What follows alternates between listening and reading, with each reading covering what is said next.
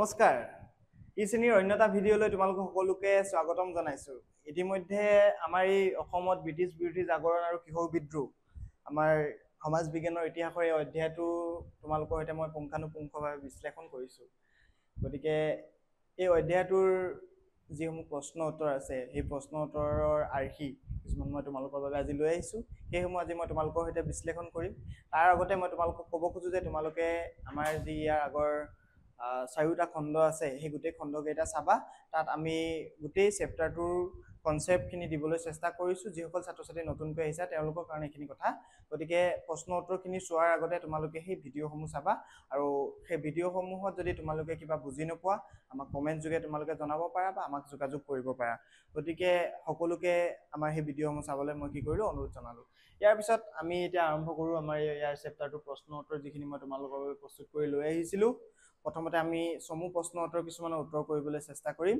আসলে কি হয় আমি যদি চেপ্টাৰটো ভালদৰে নপঢ়ো আমি চেপ্টাৰটো কনসেপ্টখিনি ভালদৰে মনত নাৰাখো তেতিয়া আমাৰ কি হয় খুব আমি পৰীক্ষাত সমস্যাৰ সন্মুখীন হ'ম ইতিহাস বিষয়টোত বহুত ডাটা থাকে বহুত ফেক্টস থাকে নহয় নে বহু সময়ত বহুত চন বহু মানুহৰ নাম আমি মনত ৰাখিব লাগে অন্যান্য সাবজেক্টৰ দৰে নহয় কিন্তু যদি তোমালোকে এই গোটেই বস্তুবোৰ এটা কাহিনী হিচাপে লোৱা বা কিছুমান তোমালোকে ৰিলেট কৰি পঢ়া নিজৰ লগত বা তোমালোকৰ এই ডেটবোৰ তোমালোকে কি কৰিব পাৰা বাৰ্থডে বা তোমালোকৰ এনেকুৱা ধৰণৰ বিশেষ দিন হিচাপে তোমালোকে যদি মনত লোৱা তেতিয়া তোমালোকৰ সেই ডেটবোৰ মনত ৰাখিবলৈ খুব সহজ হ'ব গতিকে তোমালোকে তেনেকুৱা ধৰণৰ ট্ৰিক তোমালোকে এপ্লাই কৰিব পাৰা তোমালোকৰ বন্ধু কাৰোবাৰ বাৰ্থডে হৈতে কাৰোবাৰ ডেট এটা মিলাই দিলা চনবোৰ মুখস্থ কৰিবলৈ তোমালোকে পিছৰ যোনটা সংখ্যা আছে সেই সংখ্যাকেইটা মনত ৰাখিবা আৰু ঘটনাটো কোন সময়ত হৈছিল সেই ঘটনাটো যদি তোমালোকে মনত ৰাখিব পাৰা আৰু পিছৰ দুটা সংখ্যা যদি মনত ৰাখিব পাৰা তেতিয়া তোমালোকে আৰামছে সেই চনটো উলিয়াই ল'ব পাৰা গতিকে এই এনেকুৱা ধৰণৰ ট্ৰিকবোৰ তোমালোকে এপ্লাই কৰিবা আৰু কি হয় বস্তুবোৰ যেতিয়া তোমালোকে বাৰে পঢ়ি থাকা কাহিনীবোৰ বাৰে তোমালোকৰ মনলৈ আহি থাকে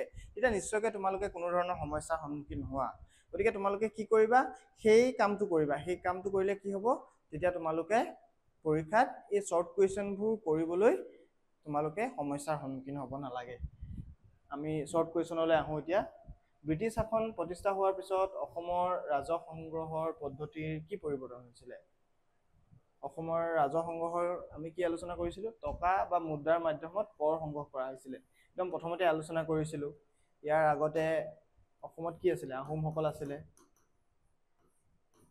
আহোমৰ ৰাজত্ব কালত অসমত কি আছিল পাইক প্ৰথা আছিল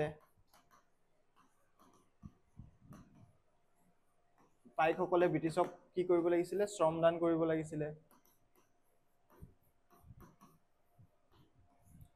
আৰু খেতিৰ উৎপাদিত অংশক দিব লগা হৈছিল গতিকে এই যোনটো কৰ ব্যৱস্থা আহোমৰ আন্ডাৰত যোনটো কৰ ব্যৱস্থা আছিল সেই কৰ ব্যৱস্থাটোত কি আছিল টকা বা মুদ্ৰাৰ ব্যৱস্থা নাছিল কিন্তু ব্ৰিটিছ অহাৰ লগে লগে কি হ'ল টকা বা মুদ্ৰাৰ মাধ্যমত কৰ সংগ্ৰহ কৰিব লগা হৈছিল মই কনসেপ্টবোৰ দি গৈছো তেতিয়া কি হৈছিল এক ধৰণৰ এক শ্ৰেণীৰ জমিদাৰ বা মৌজাদাৰৰ জন্ম হৈছিল মৌজাদাৰ চিষ্টাদাৰ এনেকুৱা ধৰণৰ মধ্যবিত্তীয় ধনী শ্ৰেণীৰ জন্ম হৈছিল বহুতো বাঙালী ধনী লোক আহি পানি কি কৰিছিল অসমৰ যিসকল আগৰ পৰা মধ্যবিত্তীয় লোক আছিল সেই তেওঁলোকৰ ওপৰত হস্তক্ষেপ চলাইছিল ব্ৰিটিছে তেওঁলোকক আধুনিক শিক্ষাৰে শিক্ষিত নোহোৱাৰ বাবে অসমৰ যিসকল আহোমৰ ৰাজকীয় ব্যক্তি আছিল সেই ৰাজকীয় ব্যক্তিসকলক তেওঁলোকৰ হেৰিয়াৰ পৰা আঁতৰাই দিছিল গতিকে এইখিনি কথা আমি পাতিছো প্ৰসংগক্ৰমে মই এইখিনি কথা তোমালোকক ক'লো কোন চনত মফ মিলছ অসমলৈ আহিছিল 1853 চনত মফ মিলছৰ কথা আমি পাতিছিলো চেপ্টাৰটো পঢ়ি থাকোতে এই চনবোৰ তোমালোকে মনত ৰাখিবা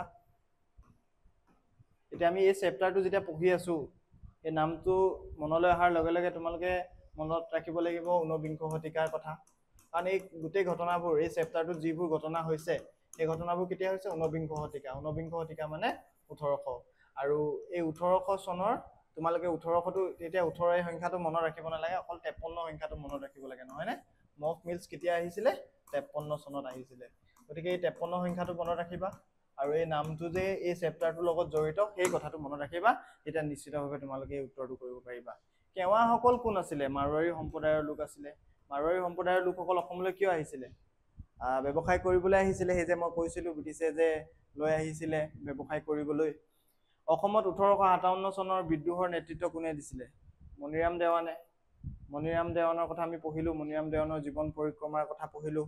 মণিৰাম দেৱান কোন আছিলে? প্ৰথমতে এজন ব্ৰিটিছ বিষয়া, এজন ব্ৰিটিছৰ আণ্ডাৰত কাম কৰা ব্যক্তি আছিলে। কিন্তু তেওঁলোকৰ যি নীতি, মণিৰাম দেৱানে যে চাহ বাগান খুলিছিলে, তাৰপিছত ব্ৰিটিছে যে তেওঁক খুলিবলৈ দিয়া নাছিলে, সেইবিলাকৰ বিৰোধী হৈ পিনি তেওঁ কি কৰিছিলে? ব্ৰিটিছৰ বিৰুদ্ধে প্ৰতিবাদ সাব্যস্ত কৰিবলৈ ওলাই গৈছিলে। ইয়াৰ পিছত 1857 চনৰ বিদ্ৰোহত অসমৰ বিদ্ৰোহীসকলে কোন আহোম ৰাজকোঁৱৰক পুনৰাই আহোম সিংহাসনত বহুৱাব খুজিছিলে? কন্দৰ্পেশ্বৰ সিংহক। এইটো আমাৰ মণিৰাম দেৱানৰ যোনটো বিদ্ৰোহ, মণিৰাম দেৱানৰ বিদ্ৰোহত কাক ৰজা বনাব বিচাৰিছিলে? কন্দৰ্পেশ্বৰ সিংহক। মণিৰাম দেৱানক কোন বঙালী মুক্তিয়াৰে সহায় কৰিছিলে? মধু মল্লিক। এইবিলাক তোমালোকৰ চেপ্টাৰত আছে, নহয়নে? মধু মল্লিক। মণিৰাম দেৱানৰ লগত কোনে ফাঁচী কাঠত ওলমিব লগা হৈছিলে? পিয়লি বৰুৱা। দুজন ব্যক্তি আছে দেই, পিয়লি ফুকন আৰু পিয়লি বৰুৱা। পৰীক্ষাত যদি অপশ্যন হিচাপে আহে ভুল নকৰিবা, পিয়লি বৰুৱা বেলেগ আৰু পিয়লি ফুকন বেলেগ। কোনে মণিৰাম দেৱানৰ বিচাৰ কৰিছিলে? কেপ্টেইন হলৰইট। এই নামবোৰ মনত ৰাখিবা। মণিৰাম দেৱানৰ যিটো ফাঁচীৰ ঘটনা, সেইটো অসমত প্ৰথমটো ব্ৰিটিছৰ বিৰুদ্ধে কোনোবাই আন্দোলন কৰিবলৈ গৈ ফাঁচী কাঠত ওলমিছিলে। গতিকে ইতিহাসৰ ফালৰ পৰা খুব গুৰুত্বপূৰ্ণ আৰু আমাৰ অসমীয়া জাতীয়তাবাদৰ ক্ষেত্ৰতো এটা খুব গুৰুত্বপূৰ্ণ। গতিকে তোমালোকে এই এনেকুৱা ধৰণৰ প্ৰশ্নবোৰ, গুৰুত্বপূৰ্ণ প্ৰশ্নবোৰ পৰীক্ষাত আহে, মনত ৰাখিবা। অসমৰ 1857 চনৰ বিদ্ৰোহৰ বিফলতাৰ দুটা কাৰণ উল্লেখ কৰা। অসমৰ বিদ্ৰোহীসকলে প্ৰয়োজনীয় অস্ত্ৰ শস্ত্ৰৰ যোগান পোৱা নাছিলে, যিদৰে উত্তৰ ভাৰতত পাইছিলে, অসমত পোৱা নাছিলে। দুৰ্ভিক্ষ, প্ৰাকৃতিক দুৰ্যোগ আৰু মহামাৰীৰ সময়তো কৃষকসকলক একো ৰেহাই দিয়া হোৱা নাছিলে। বিফলতাৰ কাৰণ হিচাপে এইটো নহ'ব, এইটো ভুলকে আহিলে। 1857 চনৰ বিদ্ৰোহৰ বিফলতাৰ অন্যতম কাৰণ আছিলে কি? অসমৰ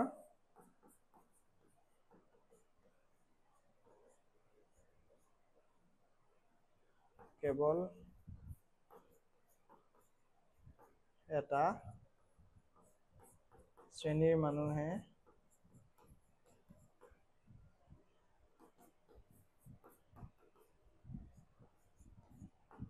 ইয়াত যোগদান কৰিছিলে।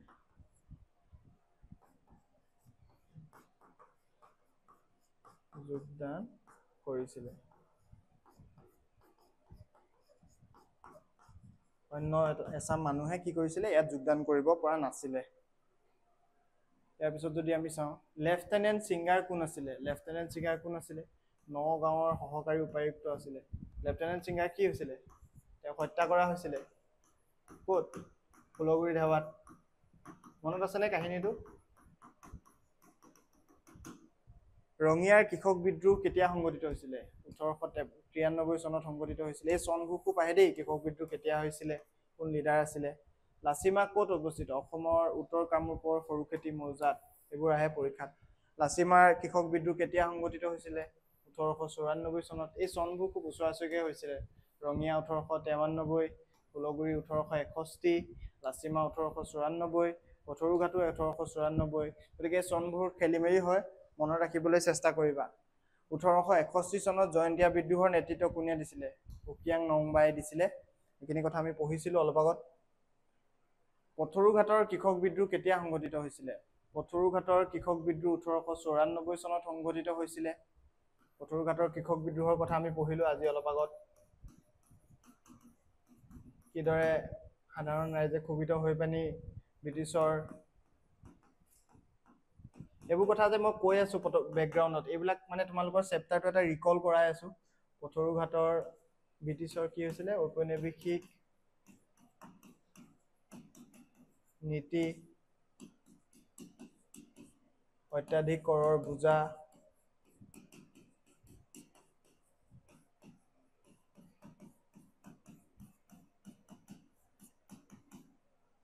ৰাইজ মেলত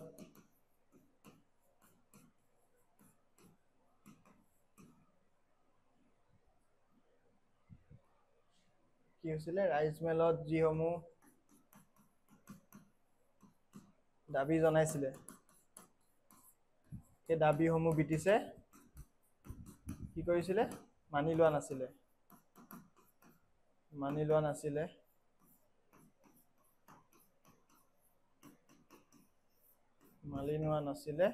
সেইকাৰণে কি হৈছিলে, সেইকাৰণে আমাৰ এই বিদ্ৰোহবিলাকৰ জন্ম হৈছিলে, নহয়নে? এই বিদ্ৰোহবিলাক সংগঠিত হৈছিলে, খুব জংগীভাৱে হৈছিলে আন্দোলনটো। কৃষকৰ হাতত যি থাকে অস্ত্ৰ, তেওঁলোকৰ হাতত সাধাৰণতে কি থাকিব পাৰে, লাখুটি, বাঁহৰ কামি, সেইবিলাক লৈ ব্ৰিটিছক কি কৰিছিলে, ব্ৰিটিছৰ বিৰুদ্ধে যুঁজিবলৈ গুচি গৈছিলে, য'ত নেকি কি হৈছিলে, ব্ৰিটিছৰ সৈন্য সেনা কেতিয়াবা মৃত্যু পৰ্যন্ত হৈছিলে। 1861 চনত জয়ন্তীয়া বিদ্ৰোহৰ নেতৃত্ব কোনে দিছিলে? উকিয়াং নংবাই দিছিলে। 1881 চনত উত্তৰ কাছাৰ জনজাতীয় বিদ্ৰোহৰ নেতৃত্ব কোনে দিছিলে? সম্বোধন কছাৰীয়ে দিছিলে। টিকেন্দ্ৰজিতক কোনে মৃত্যুদণ্ডেৰে দণ্ডিত কৰিছিলে? ব্ৰিটিছ চৰকাৰে। JW কুন্তনক কোন চনত হত্যা কৰা হৈছিলে? 1891 চনত হত্যা কৰা হৈছিলে। এইবোৰ শ্বৰ্ট কুৱেশ্যন, এনেকুৱা ধৰণৰ শ্বৰ্ট কুৱেশ্যনবোৰ যেতিয়া তোমালোকে গোটেই ঘটনাক্ৰমবোৰ ভালদৰে জানিবা, গোটেই ঘটনাবোৰ এটা কাহিনী হিচাপে তোমালোকে পঢ়িবলৈ চেষ্টা কৰিবা, বা গোটেই ঘটনাবোৰ তোমালোকে কি কৰিবা, এটা নিজৰ লাগিব লাগিব, মানে যে তুমি যে পঢ়িছা সেই ঘটনাটো তুমি জানা, তেতিয়াহে তোমালোকে এই কুৱেশ্যন এনচাৰবোৰ ভালদৰে কৰিব পাৰিবা। ইয়াৰ পিছত দীঘল প্ৰশ্ন উত্তৰ কেইটামান তোমালোকলৈ লৈ আহিছোঁ আৰ্হি হিচাপে। এইবোৰ কেনেকৈ লিখিবা। 1857 চনৰ বিদ্ৰোহৰ কাৰণ সম্পৰ্কে চমুকৈ আলোচনা বুলি কৈছে। ইয়াত দীঘলকৈ লিখি থোৱা হৈছে যে 1826 চনৰ ইয়াণ্ডাবু সন্ধি অনুসৰি অসমৰ শাসনভাৰ ইংৰাজৰ হাতলৈ যায়। এইটো আৰম্ভণি। এই ইতিহাসৰ ঘটনাবোৰ আমি কেনেকৈ লিখিব লাগিব? ইতিহাসৰ যোনবোৰ দীঘল প্ৰশ্ন উত্তৰ আছে, সেইবোৰ আকৌ আমি কি কৰিব লাগিব, কাহিনী ক্ৰম অনুসৰি লিখিব লাগিব। কাহিনী ক্ৰমটো আমি মানি চলিব লাগিব। আমি এৰাই চলিবলগীয়া লাগিব কি? চালে বেৰে কোবোৱা কথা। চালে বেৰে কোবোৱা কথা যদি আমি লিখো বেছিকৈ, চালে বেৰে কোবোৱা মানে কি? মানে এই যে মই তোমালোকক অসমীয়া পঢ়াওঁতে এটা বস্তু শিকাইছিলোঁ, ইয়াত যদি মই লিখিবলৈ তোমালোকক দেখুৱাওঁ, তোমালোকক পঢ়ি দিম উত্তৰটো। এই যে এটা ওলোটা পিৰামিড আঁকি মই তোমাক এবাৰ বুজাইছিলোঁ কিদৰে দীঘল প্ৰশ্ন উত্তৰ লিখিব লাগে। প্ৰথমতে ধৰা আৰম্ভণি লিখিলা। ইতিহাসত কি হ'ব? আৰম্ভণিৰ পিছতেই ঘটনাক্ৰম অনুসৰি ঘটনাবোৰ যাব। ধৰা এটা ঘটনা 1810 চনত হৈছিলে, 1820 চনত হৈছিলে, 1830 চনত হৈছিলে। গতিকে এই ক্ৰম অনুসৰিহে এই ঘটনাবোৰ লিখি যাব লাগিব তোমালোকে। আগৰ ঘটনাটোৰ পিছৰ ঘটনাটো আগত, তেনেকৈ লিখিলে নহ'ব। আৰু পটভূমিটো এনেদৰে নিৰ্মাণ কৰিব লাগিব যে তাৰ আমি এটা উত্তৰ দিওঁতে আমি এটা চমু আভাস আমি পাব লাগিব যে আমি এই কথাখিনি জানো। পৰীক্ষকে কি বিচাৰিব? এটা দীঘল প্ৰশ্নৰ উত্তৰত, ইতিহাসৰ এটা দীঘল প্ৰশ্নৰ উত্তৰত সেই যে কাৰণসমূহ লিখিবলৈ দিছে, কাৰণসমূহৰ লগতে অকণমান তুমি যাতে সেই ঘটনাটো কি হৈছিলে, কেনেকৈ হৈছিলে অলপ যাতে জানা, তাৰ এটা পটভূমি তুমি লিখিব জানিব লাগিব। আৰু এইটো খুব ইম্পৰ্টেণ্ট, ক্ৰমটো জানিব লাগিব তুমি। আৰু চালে বেৰে কোবোৱা কথা মানে কি? ধৰা আমি যে শেষত কিছুমান কথা লিখোঁ, সামৰণিৰ আগতে কিছুমান কথা লিখোঁ, এই কথাখিনি কি হয়, জৰুৰী হয়। এই কথাখিনি যদি তোমালোকে বেছিকৈ লিখা, এই পইণ্ট অফ ভিউ, এই যোনখিনি কথা, এই কথাখিনি আৰু কিবা কিবি যদি তোমালোকে এনেকুৱা হৈছিলে তেনেকুৱা হৈছিলে দীঘলকৈ তোমালোকে যদি লিখি গৈ থাকা, তেতিয়া তোমালোকৰ কি হ'ব? তেতিয়া তোমালোকৰ পৰীক্ষকে গম পাব যে তুমি কাহিনীটো ভালদৰে নাজানা বা তথ্যসমূহ ভালদৰে নাজানা, সেইকাৰণে তুমি এনেকৈ লিখি আছা। গতিকে সেই ভুলটো নকৰিবা। ইতিহাসৰ দীঘল প্ৰশ্ন উত্তৰ লিখোঁতে সদায় ফেক্টবিলাক দিবলৈ চেষ্টা কৰিবা, আৰু ফেক্টৰ সহায়তহে এটা বাক্য কমপ্লিট কৰিবা।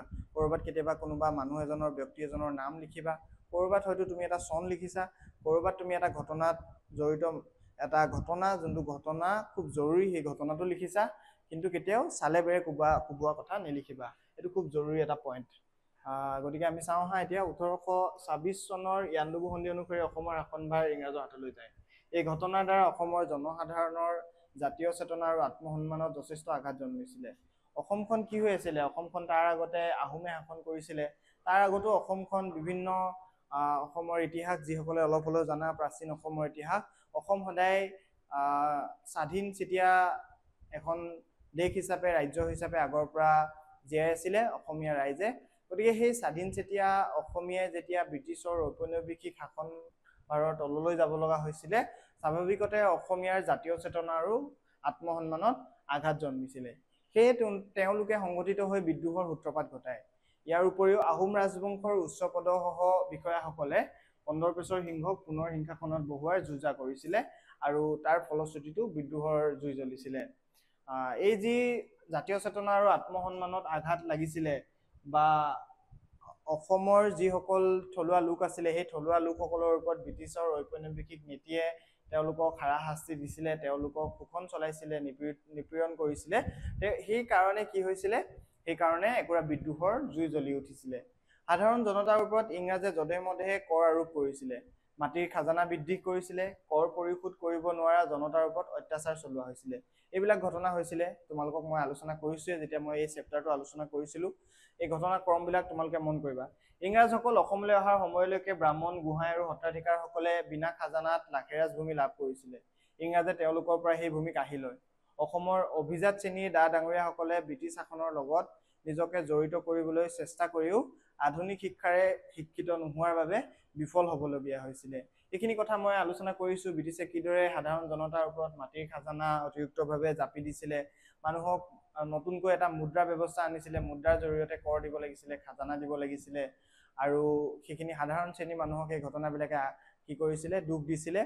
আৰু ব্ৰাহ্মণ এনেকুৱা ধৰণৰ অসমত যোনটো আগতে বৰ্ণ ছিষ্টেম আছিলে, ব্ৰাহ্মণ বা এনেকুৱা ধৰণৰ লোকক যি ভূমিদান দিছিলে, সেই ভূমি এতিয়া ব্ৰাহ্মণসকলে নোপোৱা হ'ল, তেওঁলোকো আচলতে ক্ষোভিত হৈ পৰিছিলে, সাধাৰণ শ্ৰেণীৰ লোক ক্ষোভিত হৈছিলে।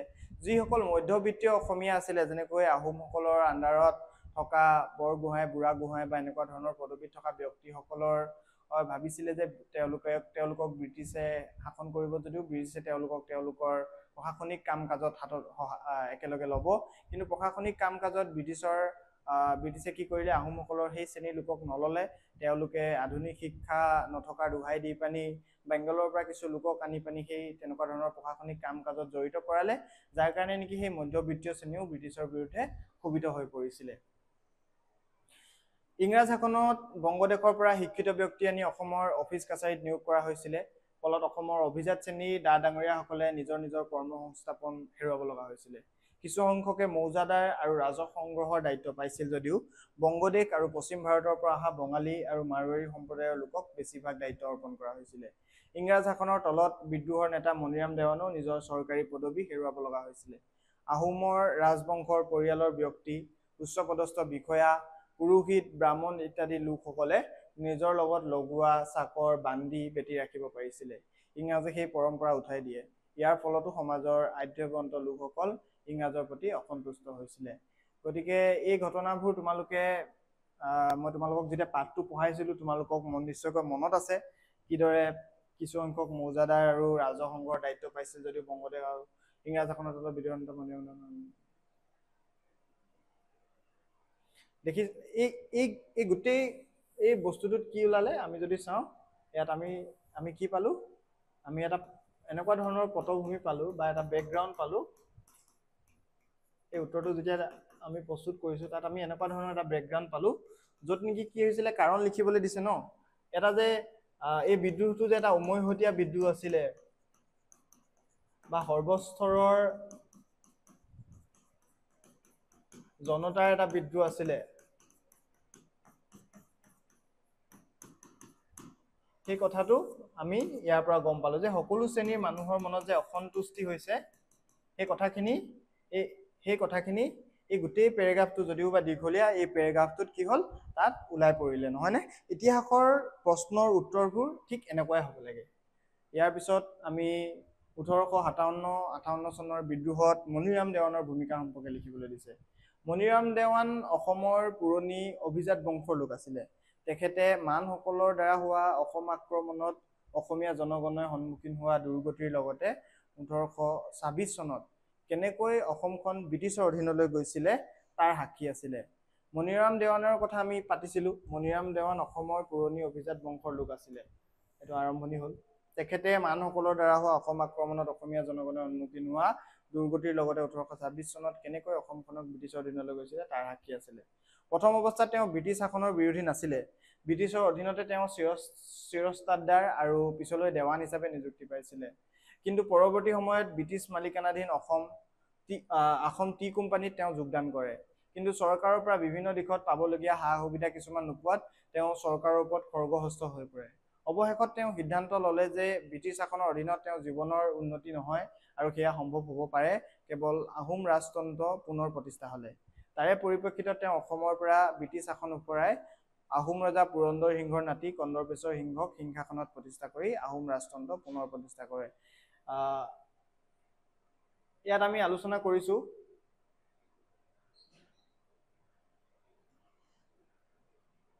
এই উত্তৰটোত আমি আলোচনা কৰিছোঁ মণিৰাম দেৱানৰ যি ভূমিকা, সেই ভূমিকাৰ বিষয়ে আমি আলোচনা কৰিছোঁ। মণিৰাম দেৱানৰ প্ৰথমতে যে ব্ৰিটিছৰ তেওঁ এজন কৰ্মচাৰী আছিলে, পিছলৈ অসম টি কোম্পানীত তেওঁ কাম কৰাৰ পিছত তেওঁ নিজে যোৰহাটত বাগান খুলিছিলে। প্ৰথমজন অসমীয়া চাহ বাগিচা খোলা ব্যক্তি আছিলে মণিৰাম দেৱান। আৰু সেই মণিৰাম দেৱানে যিখিনি সা সুবিধা পাব লাগিছিলে, সেই সা সুবিধাখিনি তেওঁ নোপোৱাৰ বাবে কি হৈছিলে, ব্ৰিটিছৰ বিৰুদ্ধে তেওঁ প্ৰতিবাদ সাব্যস্ত কৰিছিলে। ব্ৰিটিছৰ বিৰুদ্ধে তেওঁ ব্ৰিটিছৰ বিৰুদ্ধে তেওঁ খৰ্গহস্ত হৈছিলে। অৱশেষত তেওঁ সিদ্ধান্ত ল'লে যে ব্ৰিটিছ শাসনৰ অধীনত তেওঁ জীৱনৰ উন্নতি নহয়। সেইকাৰণে তেওঁ আগৰ যি আমাৰ আহোমৰ ৰাজত্ব আছিলে, ৬০০ বছৰীয়া আহোম ৰাজত্ব কাল, সেই সময়তো অসমৰ যিসকল ব্যক্তি আছিলে বা যিসকল মধ্যবিত্ত শ্ৰেণীৰ লোক আছিলে, তেওঁলোকৰ আচলতে কোনো ধৰণৰ অসুবিধা হোৱা নাছিলে। গতিকে তেওঁ ভাবিলে যে ব্ৰিটিছ শাসনৰ আণ্ডাৰত যদি থকা যায়, নিশ্চিতভাৱে এনেদৰেই থাকিব লাগিব আৰু জীৱনত তেওঁ উন্নতি কৰিব নোৱাৰে। গতিকে সেইকাৰণে ব্ৰিটিছৰ বিৰুদ্ধে যদি প্ৰতিবাদ কৰিব লগা হয় বা ব্ৰিটিছক যদি আমি ইয়াৰ পৰা পঠিয়াব লগা হয়, তেতিয়াহ'লে অসমত আমি কি কৰিব লাগিব, পুনৰ আহোম ৰাজতন্ত্ৰৰ প্ৰতিষ্ঠা কৰিব লাগিব। সেই উদ্দেশ্য আগত লৈ তেওঁ বিদ্ৰোহৰ আৰম্ভণি কৰে আৰু এটা সপোন দেখিছিলে। ১৮৫৩ চনত কলিকতা উচ্চ ন্যায়ালয়ৰ মুখ্য ন্যায়াধীশ মফ মিলছে অসমৰ প্ৰশাসন ব্যৱস্থাৰ বিষয়ে অনুসন্ধান কৰিবলৈ অসমলৈ আহিছিলে। তেতিয়া মণিৰাম দেৱানে তেওঁক দুখন আৰ্জি পেছ কৰিছিলে। এই মফ মিল যেতিয়া অসমলৈ আহিছিলে, তেতিয়া তেওঁ আৰ্জি পেছ কৰিছিলে। এখনত তেওঁ ব্ৰিটিছ চৰকাৰলৈ আগবঢ়োৱা সেৱাৰ বিষয়ে এক প্ৰতিবেদন দি তাৰ কিছু ফল তেখেতক দিবলৈ অনুৰোধ জনাইছিলে। আৰু আনখনত এজন আহোম ৰাজকোঁৱৰৰ হাতত শাসনভাৰ প্ৰদান কৰি উজনি অসমৰ কিছু অংশত আহোম ৰাজতন্ত্ৰ প্ৰতিষ্ঠা কৰাৰ লগতে অভিজাত শ্ৰেণীৰ দুখ দুৰ্দশাৰ বিষয়ে সবিস্তাৰে লিখিছিলে। তেওঁ এজন শিক্ষিত ব্যক্তি আছিলে আৰু তেওঁ নিজৰ যি দাবী আছিলে, সেই দাবী এখন আৰ্জি বা আবেদন হিচাপে কাক দিছিলে, মফ মিলছক দিছিলে। মফ মিলছক দিছিলে যদিও মিলে প্ৰতিবেদনৰ বিভিন্ন দিশ পৰ্যালোচনা কৰিছিল যদিও অৱশেষত মণিৰাম দেৱানক সঁহাৰি নজনালে, বৰঞ্চ তেওঁক এজন চক্ৰান্তকাৰী হিচাপে অভিহিত কৰে। মিলৰ প্ৰতিবেদনে মণিৰাম দেৱানৰ আশা ধূলিসাৎ কৰিছিলে আৰু তেওঁ সম্পূৰ্ণ ইংৰাজ বিৰোধী হৈ পৰে। যিহেতু তেওঁ নিজৰ সীমাবদ্ধতা জানিছিলে, সেয়েহে তেওঁ ব্ৰিটিছৰ বিৰুদ্ধে সমুখ সমৰলৈ নগৈ ১৮৫৭ চনৰ প্ৰথম ভাগত কলিকতালৈ যায় আৰু কন্দৰ্পেশ্বৰ সিংহক ৰজা পাতিবলৈ চৰকাৰক এখন আৰ্জি পেছ কৰে। কিন্তু বংগদেশৰ লেফটেনেণ্ট গভৰ্ণৰৰ সাক্ষাৎ লাভ কৰিবলৈ সক্ষম নহ'ল। এইখিনি কথা আছিলে পটভূমি, কিদৰে আমি মণিৰাম দেৱানে বিদ্ৰোহ সংগঠিত কৰিব, সেই তাৰ আগৰ ঘটনাবোৰ কৈ আছে। মফ মিলছক তেওঁ আবেদন জনালে, আৰ্জি জনালে। আবেদন জনাইছিলে যে তেওঁ অসমত পুনৰ ব্ৰিটিছৰ কি কৰিব লাগে, পুনৰ আমাৰ যিসকল অভিজাত অসমীয়া ব্যক্তি আছে, তেওঁলোকৰ দুখ দুৰ্দশা যে হৈছে, সেই কথাখিনি তেওঁ জনাইছিলে। তেওঁ ব্ৰিটিছৰ হৈ যে কাম কৰিছিলে, তাৰ বিষয়েও তেওঁ মফ মিলছক জনাইছিলে। কিন্তু মফ মিলছে তেওঁৰ মণিৰাম দেৱানৰ যি আৰ্জি বা আবেদন, সেই আবেদনক তেওঁ ভুলকৈ বুজিলে বা তেওঁ সেই আবেদনক তেওঁক স্বীকাৰ নকৰি পিনি তেওঁ কি কৰিলে, তেওঁ এজন ষড়যন্ত্ৰকাৰী বুলিহে তেওঁক প্ৰত্যয়ন নিয়ালে। তাৰপিছত সেই সময়ত মিৰাটত ব্ৰিটিছৰ বিৰুদ্ধে চিপাহী বিদ্ৰোহৰ সূত্ৰপাত হৈছিলে। বিদ্ৰোহৰ বিষয়ে জানিব পাৰি লগে লগে অসমতো ব্ৰিটিছ সৈন্য বাহিনীত থকা ভাৰতীয় সৈন্যৰ সহযোগত বিদ্ৰোহ কৰি ব্ৰিটিছ শাসন উফৰোৱাৰ কথা তেওঁ চিন্তা কৰিলে। মণিৰাম দেৱানে প্ৰথমজন ব্যক্তি যি ১৮৫৭ চনৰ ভাৰতৰ অন্যান্য প্ৰান্তত হোৱা চিপাহী বিদ্ৰোহৰ দৰেই অসমতো এক ধৰণৰ বিদ্ৰোহৰ উকমুকনি বা বিদ্ৰোহ ঘটাব বুলি তেওঁ মনতে থিৰাং কৰিলে।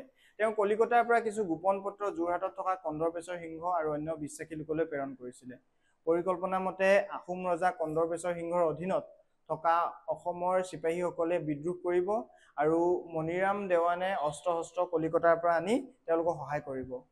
বাহাদুৰ গাঁওবুঢ়া, ফৰমুদ আলী, পিয়লি বৰুৱা, দুতিৰাম বৰুৱা, মায়াৰাম নজিৰ আদি অসমৰ অভিজাত শ্ৰেণীৰ কিছু লোকে মণিৰাম দেৱানৰ আহ্বানৰ প্ৰতি সঁহাৰি জনায়। এই মণিৰাম দেৱানৰ গোটেই পৰিকল্পনাটো কি হয়, পৰিকল্পনা মতে আহোমৰ কন্দৰ্পেশ্বৰ সিংহক ৰজা পাতিব আৰু তেওঁক সহযোগী হিচাপে ফৰমুদ আলী, বাহাদুৰ গাঁওবুঢ়া, পিয়লি বৰুৱা, দুতিৰাম বৰুৱা, মায়াৰাম নজিৰ আদিক কি কৰে, তেওঁ সঁহাৰি জনায়। কিন্তু দুৰ্ভাগ্যক্ৰমে ১৮৫৭ চনৰ ছেপ্টেম্বৰ মাহত ব্ৰিটিছ বিষয়া কেপ্টেইন হলৰয়ডে মণিৰাম দেৱানে লিখা বহুকেইখন চিঠি ধৰা পেলাবলৈ সক্ষম হয়, য'ত ইংৰাজৰ বিৰুদ্ধে কৰা ষড়যন্ত্ৰৰ কথা উল্লেখ আছিলে। ইয়াৰ পিছতে কন্দৰ্পেশ্বৰ সিংহক ব্ৰিটিছে আটক কৰে আৰু কলিকতাৰ আলিপুৰ জেলত বন্দী কৰি থয়। ইফালে কলিকতাত আত্মগোপন কৰি থকা মণিৰাম দেৱানক ইংৰাজে বিচাৰি উলিয়ায় আৰু আলিপুৰ জেলত কেইমাহমান ৰাখি যোৰহাটলৈ পঠিয়ায়। অৱশেষত চৰকাৰে 1858 চনৰ 26 ফেব্ৰুৱাৰীত পিয়লি বৰুৱাৰ লগতে তেওঁকো ফাঁচি দিয়ে। গতিকে এই গোটেই ঘটনাখিনি তোমালোকে চালা, ইয়াত ক্ৰম অনুসৰি কিদৰে ঘটনাখিনি লিখা হৈছে। এই ঘটনাখিনি মই তোমালোকৰ সৈতে আলোচনা কৰিছোৱে, মণিৰাম দেৱানৰ বিদ্ৰোহ কিদৰে বিফল হৈছিলে আচলতে বুলি ক'ব লাগিব। বিদ্ৰোহ বিফল হৈছিলে পৰৱৰ্তী সময়ত, যদিও বা সেই বিদ্ৰোহে অনুপ্ৰেৰণা যোগাইছিলে। সেই সময়ত মণিৰাম দেৱানৰ যিসমূহ চিঠি তেওঁ কেপ্টেইন হলৰয়ডে ধৰা পেলাই তেওঁক কি কৰে, তেওঁক ষড়যন্ত্ৰকাৰী বুলি শাস্তি দিয়া হয়, তেওঁক ফাঁচি দিয়া হয় যোৰহাটত। গতিকে এই গোটেই ঘটনাখিনিৰ পৰা আমি এটা কথাই গম পালো যে ইতিহাসত যোনবোৰ আমি উত্তৰ লিখিম, দীঘলীয়া উত্তৰ লিখিম, সেই দীঘলীয়া উত্তৰবিলাকত আমি কি কৰিব লাগিব, আমি সদায় সেই ক্ৰম অনুসৰি আমি লিখিব লাগিব আৰু চালে বেৰে কোবোৱা কথা লিখিব নালাগে। ঘটনাবোৰ, ফেক্টছবোৰ, ডাটাবোৰ আমি ভালদৰে দিব লাগিব। যেনেকৈ চন, তাৰিখ, মানুহৰ নাম আমি শুদ্ধকৈ লিখিবলৈ যত্ন কৰিব লাগিব। যাৰ কাৰণে নেকি কি আমি ইতিহাস বাৰে বাৰে পঢ়িব লাগিব। আৰু ইতিহাস ছাবজেক্টটোক আচলতে বহু সময়ত বৰ বুলি কোৱা হয় যদিও আমি যেতিয়া ঘটনাবোৰ কাহিনী হিচাপে ল'ম বা এই যুদ্ধ বিগ্ৰহৰ ঘটনাবোৰ যেতিয়া তোমালোকে চিনেমা এখন চাই, এনেদৰে যুদ্ধ বিগ্ৰহৰ এখন চিনেমা চাই জানো তোমালোকে বৰ পোৱা? নিশ্চিতভাৱে নোপোহা। ইতিহাসকো তোমালোকে সেই কাহিনী হিচাপে যদি তোমালোকে লোৱা, তেতিয়া নিশ্চয়কৈ তোমালোকে ভালদৰে ইতিহাসৰ প্ৰশ্ন উত্তৰ কৰিব পাৰিবা। আৰু ইতিহাসৰ প্ৰশ্ন উত্তৰ আৰু কিছুমান খণ্ড লৈ পিনি মই তোমালোকৰ মাজলৈ আহিম। আজিলৈ মই সকলোকে ধন্যবাদ জনাইছোঁ। ভালদৰে পঢ়া শুনা কৰিবা। সকলোকে ধন্যবাদ জনাইছোঁ।